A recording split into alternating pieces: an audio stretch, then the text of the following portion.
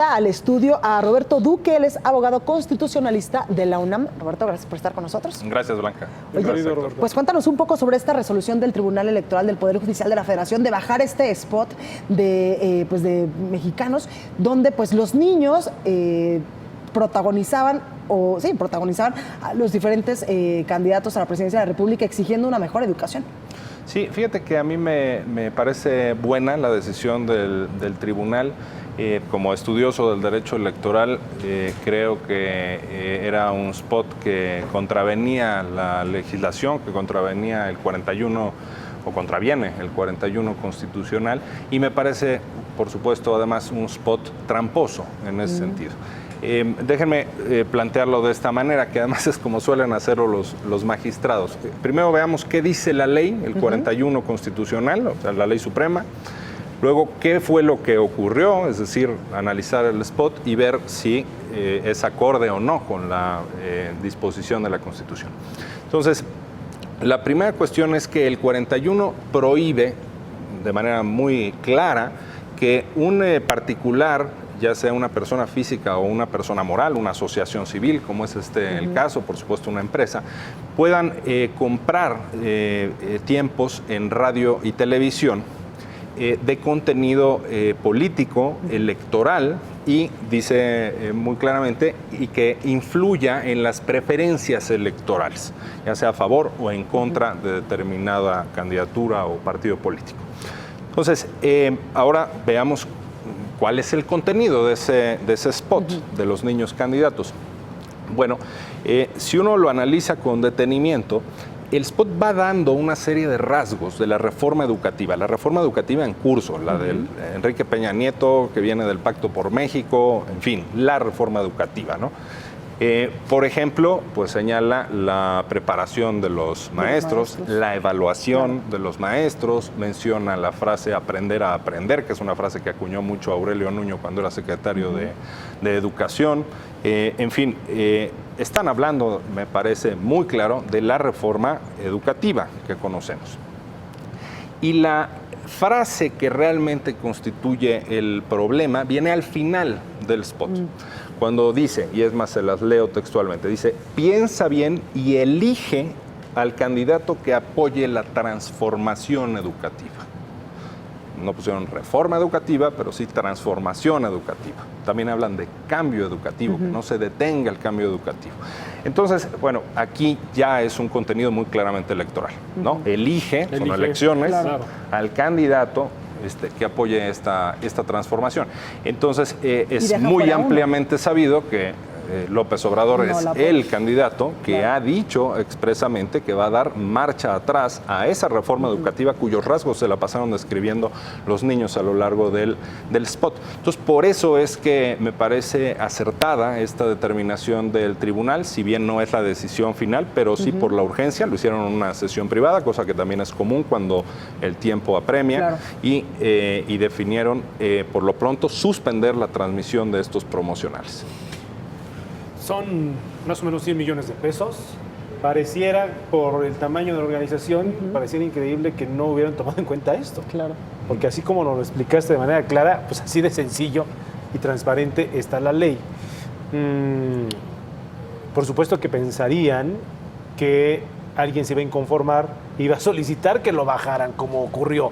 Entonces, a lo que nos lleva a pensar que quizá tenían medido el efecto y pues ya está, no sé si el daño, pero sí el efecto y el mensaje ya dado, ¿no, Roberto? Sí, y fíjate, Héctor, que es posible también, porque lo que ellos señalan como defensa, entre otras cosas, es que esto de que vota por el que apoya la transformación educativa, bueno, elige, es una cuestión en donde puede estar sujeta también a una interpretación de que, bueno, lo de López Obrador también es una transformación educativa, ¿no es cierto? Y es lo que por ahí alguien ha argumentado.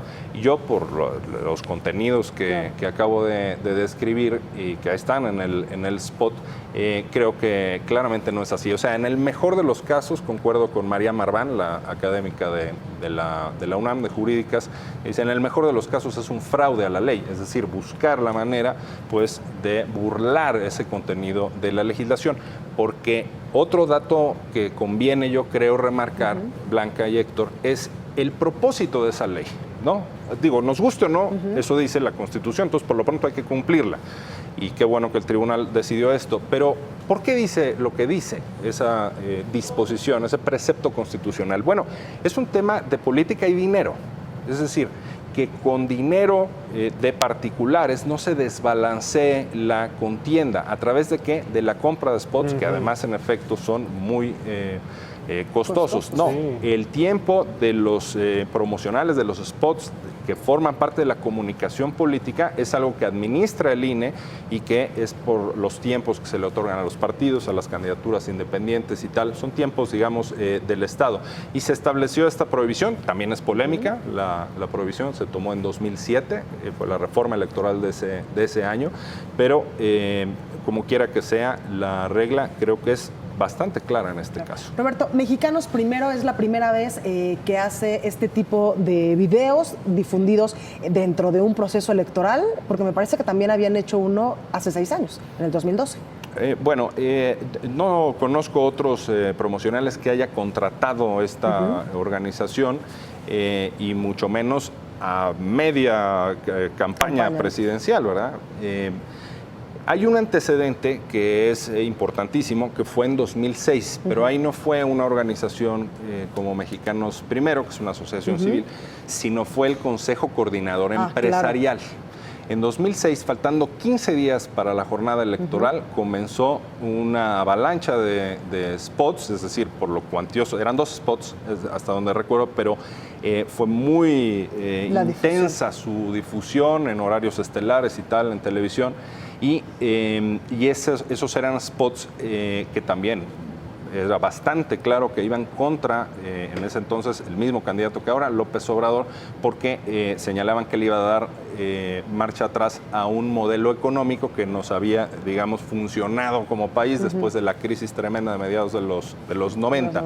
El factor miedo en ese momento estaba muy fuerte, había más sensibilidad a él, creo, que el que hay ahora. Entonces se utilizó ese spot y fíjate, el Tribunal Electoral lo declaró también ilegal, pero en 2008, o sea, ya que había pasado la elección y demás, ya que, por decirlo de esta manera, ya que el daño estaba hecho. Entonces, bueno, ahora han tenido pues más agilidad, tanto el INE como ahora el Tribunal, con esta resolución que tomó hoy y que ya veremos si se confirma en un estudio más detenido que el propio tribunal va a hacer del asunto. Entonces, ese es un antecedente muy relevante.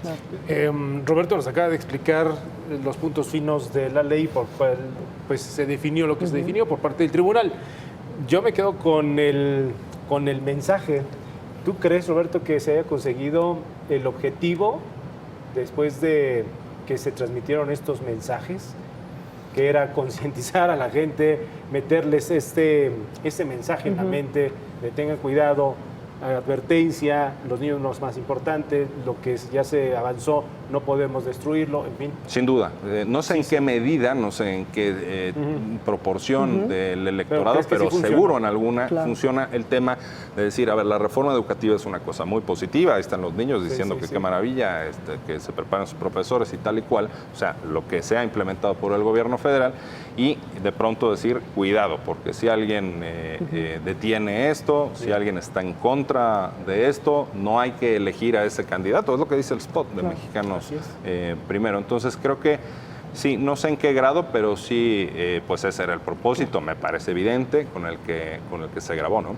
Oye, Roberto, y por último, y en esta discusión de que ahora el tribunal ya lo bajó, acabamos de tener hace unos momentos el director de esta asociación civil, ¿no crea más expectativa en la gente de ahora buscarlo por cualquier medio para saber de qué se trataba? Sí, ese efecto muchas veces es inevitable y es muy interesante, es el que llaman el efecto Streisand. Y así está denominado este tipo de fenómeno y que viene de la actriz Barbara Streisand. Es muy peculiar el asunto porque era una foto aérea que tomaron un día a la casa de Barbara Streisand, la actriz estadounidense. Ella demanda contra quien divulgó esas fotografías, demandó incluso al fotógrafo, y la reacción de la comunidad internauta fue tremenda, de viralizar a como diera lugar, digamos como de castigo a la censura, de alguna manera, y se viralizó la imagen, ya se la encontraba uno hasta en la sopa, hasta en páginas de internet que no tenía nada que ver, ya estaba la foto. Entonces le llaman de esa manera. En México hemos tenido también casos, hubo por ejemplo un video de Fidel Herrera, el exgobernador de Veracruz, que era una como parodia ahí musical en donde, pues sí, le ponían creo que cola de rata y cosas así, muy agresivo contra él. Él demanda. Y fue interesante porque el INE se comunicó con YouTube hace algunos años ya, y YouTube le contestó, bueno, está bien, si contraviene la legislación mexicana, bajo el spot o bajo el video, pero lo que yo no puedo controlar, dijo YouTube, es que se suba por otros usuarios, porque así funciona esto, no puedo modificar mi modelo, y lo suban con otros nombres. Pues fue exactamente lo que pasó. Y entonces al rato ya estaba por todos lados ese spot. Entonces el fenómeno curioso llamado efecto Streisand podría, por supuesto, presentarse también en esta ocasión. Roberto, que como siempre, muchas gracias. El agradecido soy yo. Gracias, Héctor. Gracias, por la intervención. Bien, rectores piden a candidatos